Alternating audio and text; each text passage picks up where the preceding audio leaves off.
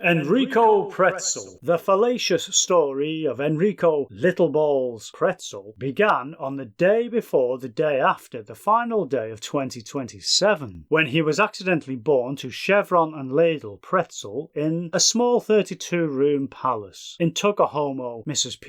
Shortly after being born, his twin sister Medusa ran away from home, leaving Enrico to grow up as 50% of a set of twins and 100% of an only child. 2 days later, Enrico's father also fucked off, leaving the young Pretzell as 25% of the original family and 100% of the man of the house. The following morning, Enrico's mother went in search of her husband, leaving her newborn son 12.5% of something or other and approximately 100% of an abandoned child, an event he later recalled as quite an achievement for such a young chap. Don't you think?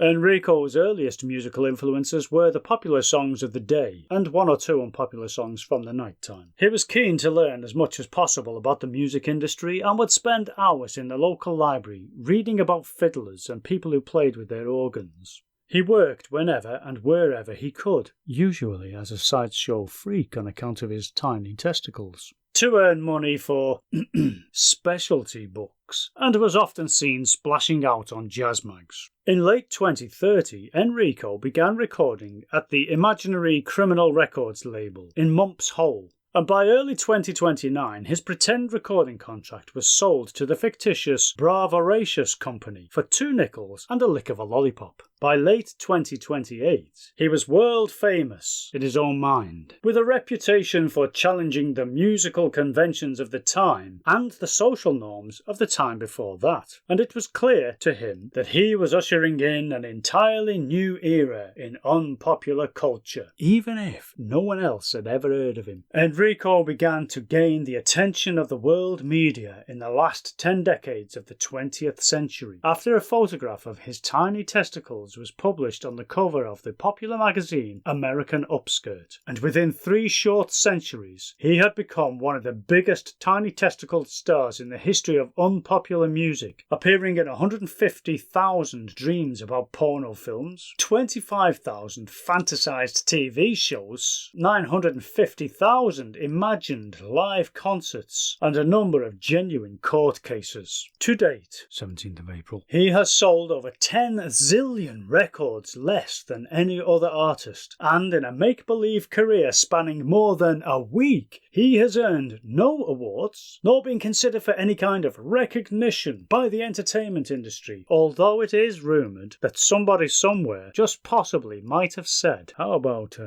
Enrico Pretzell or somebody? Maybe not. In a meeting somewhere about something or other.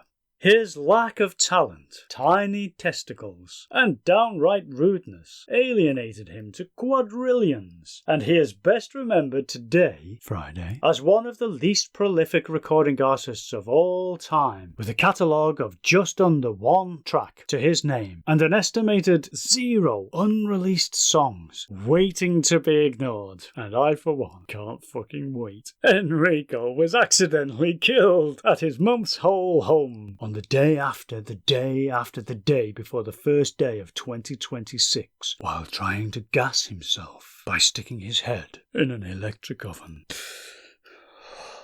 The fucking daft cunt.